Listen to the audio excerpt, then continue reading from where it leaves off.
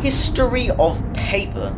In this video we will be discussing the history of paper and the origins of the thing most of us use every day. Now, before paper was invented, not many people wrote things down, but if anyone did, they would carve it on stone, or in China, scholars would usually carve the characters into stalks of bamboo.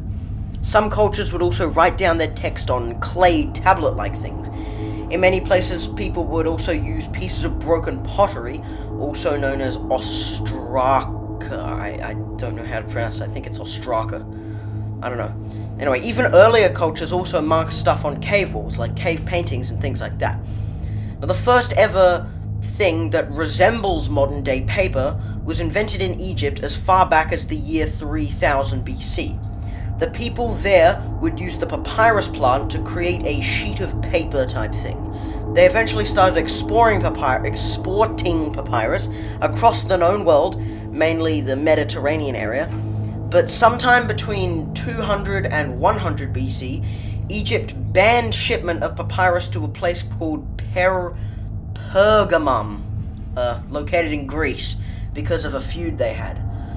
Now, the king of Pergamum wasn't very happy, of course, so he orders for research to be done to find a new material to write on. This research leads to the invention of parchment, a material made from animal skins.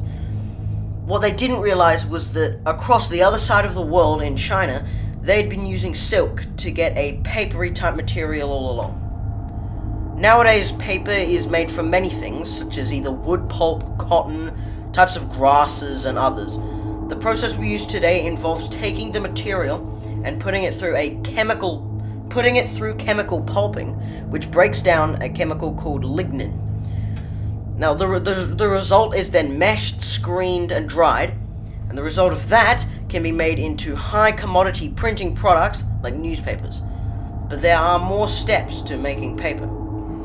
The paper is then put through a slit over a wire mesh in order to get rid of excess water, and then it goes through a process called sheet formation, where the fibers spread out and take the form of a sheet, hence the name.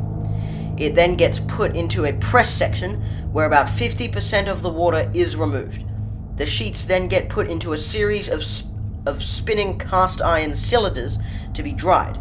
Once it is dried, a small chemical film is put over the paper to improve the properties of it before being put onto reels.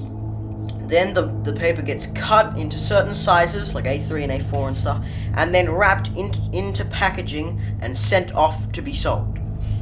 There are a whole lot of other papers used for boutique purposes, like wrapping paper, that are made in a similar way, but I am running out of time, so I'm not gonna say that.